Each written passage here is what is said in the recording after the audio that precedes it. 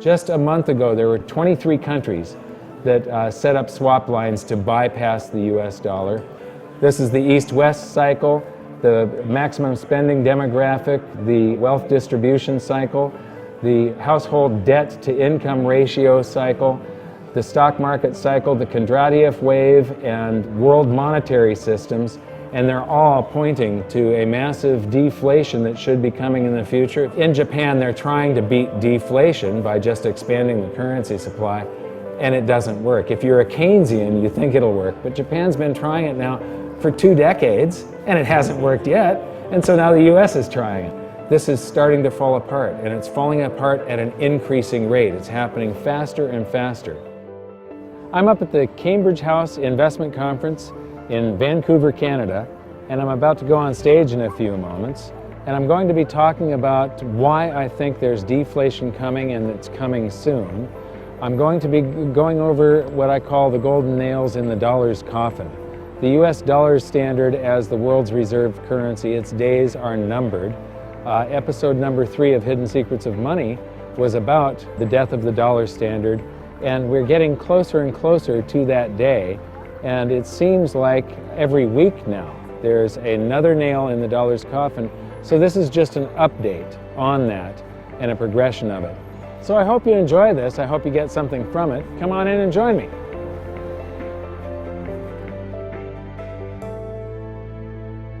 So now we're going to get to the main presentation here. This one is titled Death of the Dollar Update. I've been doing presentations, and this has been modified slowly throughout the years, but I started giving this presentation back in 2010. And it's about how the world monetary systems have evolved. And I'll show you that every 30 to 40 years, the world has a brand new monetary system, and people really didn't know that we go through we go along and pressures build up in a monetary system. It starts to develop stress cracks and implode, and there's an emergency meeting of a bunch of finance ministers, and they try and come up with a new world monetary system. This chart here is from JP Morgan. Anybody that reads Zero Hedge may have seen it. It's been in quite a number of newsletters. And what it shows is that reserve currency status, right now the US dollar is the world's reserve currency. All countries hold some US dollars to settle international trade. That it's a temporary thing. All reserve currency status eventually ends. And what you see is before the US, it was Great Britain. The British pound was the reserve currency, and the Bank of England did all of the international settlements.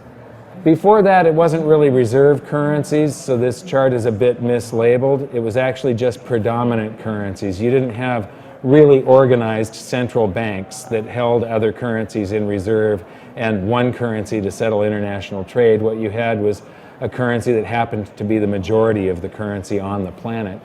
And then the Netherlands, Spain, and Portugal. And so when I was writing my book back in 2005 and 6, I sort of stumbled across all of this accidentally. I'm a believer in cycles. And I took every currency crisis, every stock market crash, every bad depression that we had had, every bank run that we had had, put them all into a spreadsheet just to see if I could find some regularity in a cycle when it comes to the dates of these things. And what I found stuck out at me, it just leapt out at me, and I started doing research on it. And I was Googling, and I mean, over a period of weeks, I must have spent an entire day trying to figure out changes in world monetary systems, and nobody had written about it to that date. I couldn't find any information on it other than reading about the monetary system, but nobody had put together yet that every 30 to 40 years there was this shift in world monetary system. So these are the world monetary systems. Before World War I, we had the classical gold standard, where a country would issue a gold note that was fully redeemable in an amount of gold, and if there was $20 in circulation in the US that said it was redeemable in gold, there was a $20 gold piece at the Treasury. So it was a 100% reserve ratio, fully backed. And then along comes World War I, and countries lit up the printing presses, went off of the classical gold standard, and between the wars, they patched together something called the gold exchange standard. And when the Federal Reserve was established, they made it legal to commit fraud and lie. And they could put $50 of gold notes in circulation, promising to pay gold for every $20 gold piece in the vault. It was a 40% reserve ratio. And the international settlement was done with a combination. Before World War I, it was British pounds. After World War I, the world's central banks could hold British pounds, US dollars, British bonds, or US bonds as reserves, so it was a mixture. And it was a very poorly designed system, and it started to implode during the latter half of the Great Depression and then fully imploded during World War II. So in 1944, a bunch of the finance ministers from around the world got together, and economists at Bretton Woods, New Hampshire, and came up with something called the Bretton Woods system. During both wars, the US had loaned currency to all of the combatant nations to help them rebuild, and loaned currency to the Allies during the war to help fund the war. And so the world was sort of flooded with US dollars. So it was decided that at Bretton Woods, New Hampshire, that all the world's currencies would be backed by US dollars, and the US dollar would be convertible into gold to foreign central banks only at $35 per ounce. So this is a completely different system than the previous one, which was completely different than the one before that. And so any foreign central bank could go to the New York Fed and turn in $35 and get an ounce of gold back. And then the problem with that is that those countries actually did that. They came and cashed in their dollars. And when they cashed in their dollars, it meant gold was leaving the vaults of the US. And from 59 to 71, the US lost 50% of its gold. And the redemptions were increasing, not decreasing. And we were going to run out of gold, but we had printed tons of dollars. We only had about $1 worth of gold for every $8 worth of claim checks on gold, the base money that foreign central banks were holding that was outstanding. And so Nixon was forced to end the Bretton Woods system where the dollar was pegged to gold on August 15th of 71. But when he did that, he unwittingly unpegged all currencies. All currencies were pegged to gold and backed by gold, but through the US dollar. So when he severed that tie, it wasn't just the dollar becoming a fiat currency on August 15th of 71, it was the entire planet's currency supply. Every country on the planet was suddenly unpegged from gold. And the reason that we went on the US dollar standard globally is a complete accident. It wasn't, they did have something called the Washington Accord. There were meetings to try and create a new monetary system, but the new monetary system had already happened. It was a default. All the world had been flooded with dollars because of the wars and then the Bretton Woods system. And when they stopped the redemption rights, we just went on floating exchange rates, and we ended up with the US dollar standard. And it is the most poorly designed of all these currency systems. However, there is the reason that it's lasted for 43 years is because there's nothing waiting in the wings to take its place. The world being flooded with dollars meant that the dollar standard was sort of waiting in the wings when Bretton Woods imploded. But the result is that classical gold standard 30 to 40 years, the gold exchange standard 30 years, Bretton Woods 28 years, the US dollar standard 43 years plus, and there's something coming. And now we're going to get into what I call the nails of the coffin for the US dollar standard. But first, what is the US dollar standard? Well, if Canada wants to buy Chinese cars, you don't pay for them with Canadian dollars to China because nobody in China can use the Canadian dollars. They can't pay another business or get on the bus and pay in Canadian dollars. They've got to do it in yuan.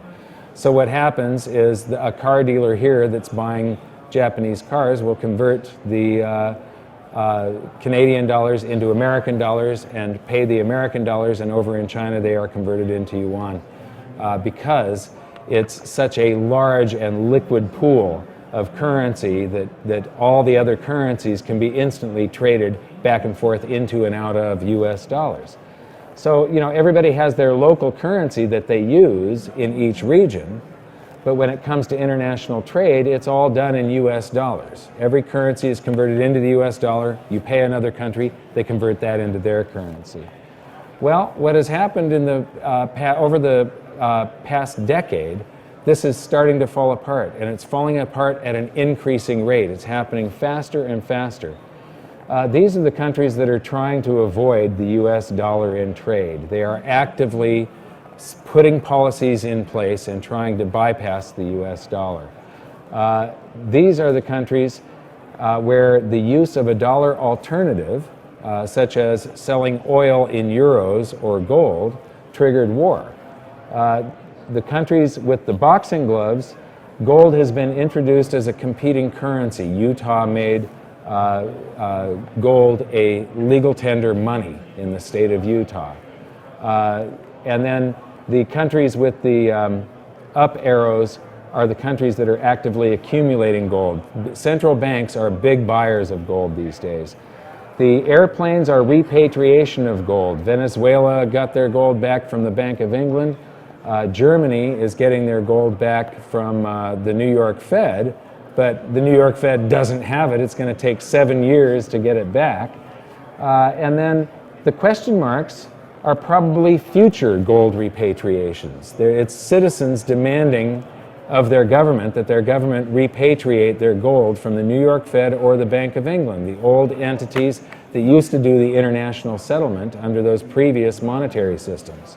So this is the timeline of the nails in the coffin for the US dollar standard, and I believe that because there's no other system waiting in the wings to just sort of take over, that this is going to be very chaotic and very painful for most people.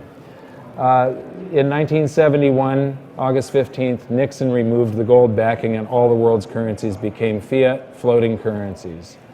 And then there was this nice calm before the storm and everything worked just fine. And that's the way it was in all the previous monetary systems. They worked fine for a while, and then pressures build up, disequilibria happens, and stress cracks start to develop, and then it starts to implode. And so that happened until Saddam Hussein started selling oil in euros. Well, we know how that worked out for him. Then along comes the 2008 crisis. Then Iran ends oil sales in dollars. We have quantitative easing 2 and add another $600 billion to the currency supply in the base money in the United States. Then Muammar Gaddafi announces that he planned to sell oil in other currencies like the euro and gold. And we know how that worked out for him. China and Russia bypassed the dollar. Chinese president says dollar reserves are a product of the past. Utah recognizes silver and gold as money. China and Iran bypass the dollar. Venezuela repatriates their gold. China and Japan allow currency swaps. India and Japan bypass the dollar. Russia and Iran trade directly. Iran sells India oil for rupees and commodities. China and Brazil trade directly. African countries ban the dollar. Now, for a while in Zambia, you could go to jail for using US dollars. There were a number of countries that were trying to get off of the... there's countries around the world that are very dollarized. For instance, in South America, there are countries where most of the currency supply is US dollars. They don't use much of their own national currency. I've spoken in Peru, and there it's about a 50-50 mix, and every cab driver, every grocery store, they all take either currency, it doesn't matter, and they know what the exchange rate is, and they're used to it. And so QE3, print to infinity, well, they've announced tapering. Maybe infinity doesn't go forever. However, they're tapering into weakness. The US economy isn't that strong right now. This is a bad time to taper. It would have been better to taper last year. So they're tapering into weakness, so we'll see how this works out for them, but I don't think it's going to work out that well. Iran trades energy for gold. Germany increases the rate of its repatriation of gold from the Federal Reserve from 150 to 300 metric tons. And all of these nails are falling on the dates in this timeline, and you can see how there's more and more and more of them closer and closer together. They're speeding up. Japan increases their... Have you heard of Abenomics? How many people have heard of Abenomics? Okay. Well, in Japan, they're trying to beat deflation by just expanding the currency supply, and it doesn't work. If you're a Keynesian, you think it'll work, but Japan's been trying it now for 2 decades, and it hasn't worked yet, and so now the US is trying it. And every country on the planet is printing to beat hell. China considers gold, not the dollar, as a yuan reference. So right now, internationally, when you're trading yuan, it's always priced in dollars. They're considering trying to peg it to gold somehow. China agrees to a $45 billion swap line with the ECB, the European Central Bank. Well, that means that when Europe buys Japanese cars, they now pay in euros. They don't pay in dollars. So the dollar is no longer required. More than half of all the world's currency is US dollars. More than half of those dollars reside outside the United States. They're sloshing around the planet in this international trade, and now countries are skipping the US dollar, so it isn't as necessary. So all those dollars will eventually come back home to the US, and that's when the US will see a big inflation. We saw a huge inflation of real estate back in the late 80s as Japan, with their big stock market bubble, came to the United States and bought up all of the prime real estate like Rockefeller Center and most of downtown Los Angeles. An enormous inflation in real estate. We're going to be seeing the same thing as all of these dollars that are used in international trade come home because they no longer need them around the rest of the world. Korea signs a deal with Indonesia for a currency swap agreement worth $10 billion. Australia does a currency swap deal with Korea and opens up a trading exchange for Chinese yuan. New Zealand does a currency deal with China. Just a month ago, there were 23 countries that set up swap lines to bypass the US dollar. I believe it was last week or the week before, Russia, China, and Iran decided to drop the dollar in bilateral trade. So these countries no longer have to settle in US dollars when they're settling between them. And while they were discussing that deal, they set up a meeting where China and Russia signed 30 agreements, and one of them is a $400 billion gas deal, and in all of these agreements, the US dollar is no longer required. And now, today, China and Japan launched that direct yen-yuan trading exchange. That happens today. And now, the US government is getting in on the act of hammering golden nails in the dollar's coffin. The Foreign Account Tax Compliance Act goes into effect. As a Canadian, you can move anywhere in the world, and if you open a business in Peru or in Japan or somewhere in Europe, you pay tax on your residency. You're not going to pay tax to Canada. You pay tax in the country you live in. You can go to Singapore, where tax rates are much lower. Open a business there, or if you're retired, draw out, and you're going to pay Singapore taxes. The US is one of 2 countries on the planet, the United States and Eritrea, this microscopic country in Africa that's very poor and has no technology to track its own citizens. And the US, they're the only 2 countries on the planet that tax us by our citizenship. So if I move to Singapore, I pay Singapore taxes, and then I file a return with the US government, and I get to deduct my Singapore taxes and pay the difference to the US. The US has this leash on its citizens that's like an invisible Berlin Wall. We call it the land of the free, but I don't think it's quite as free as it once was. This Foreign Account Tax Compliance Act means, and there's 30 countries around the planet that have agreed to this, it means that banks around the world have to inform the US government and the IRS about their account holdings of all American citizens. So this is a big burden, this compliance with the US government and reporting. that banks don't want to have.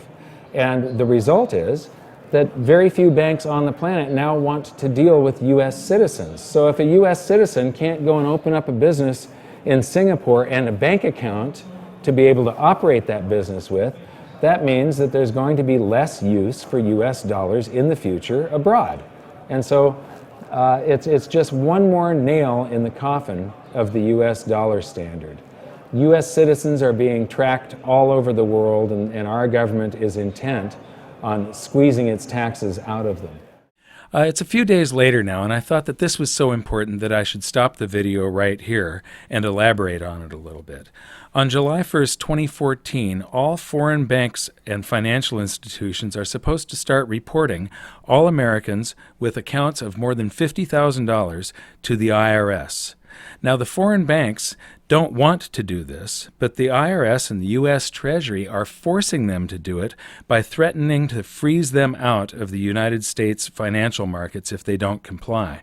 And so far, 77,000 banks have signed on. You might have heard that this has been postponed until 2016, but actually it's just that the IRS and the U.S. Treasury have given a 2-year grace period to foreign financial institutions that fail to comply with this new rule before they beat them into submission. So this is something that is happening. It goes into effect July 1st, 2014. So I believe that this is actually the greatest opportunity in history, though. There's a convergence happening right now. To see more of this, I'm running out of time now. So to see more of this, visit hiddensecretsofmoney.com. The third episode is about the nails in the coffin. This was an update because there's been so many more nails in the coffin since that was filmed. But you'll see how the world monetary system is basically a Ponzi scheme. I believe our episode 4 is the first time that the world monetary system has been explained in a way that the average person can grasp and see how it always requires us working and paying taxes in the future to support the monetary system today and keep it from imploding. I'm going to be able to continue this presentation and give a whole bunch more data and update some things, some other items. And let you know where I think things are going in the future. You'll learn things like wealth cycles. This is a wealth cycle between gold and stocks. And $1 invested in 1871, I know that was a long time ago, would be just under $11 million today using this system. This is the East-West cycle, the maximum spending demographic, the wealth distribution cycle, the household debt to income ratio cycle, the stock market cycle, the Kondratiev wave, and world monetary systems, and they're all pointing to a massive deflation that should be coming in the future. If you want to know about this, come back at 2. And this is where the big opportunity comes from, the spread between the value of gold at the Treasury versus the currency in circulation. And in a Kondratiev winter, which we are in, revaluations can be overnight. You wake up one morning and the opportunity is gone. This is the Russian ruble, and you'll learn more about that and our own, in the United States, the currency devaluation that happened in 1933 at 2 p.m. here. Thank you very much. And these things are all deflationary events, and the world's central banks are trying to stave them off with currency creation. And it isn't working, no matter what they do. So I really think what you're going to see sometime before the end of this decade is a huge deflationary crash, and then countries will print their way right into hyperinflation, because what will happen is they'll print and nothing will happen. And they'll print and nothing will happen. Because as they print, people are still scared and they'll save that currency and they won't spend it. And they keep on printing, and in my book I wrote that like the U.S. government could do helicopter drops. They could refund all the tax that you've ever paid in your entire lifetime. Eventually, there will come a time where people say, you know what?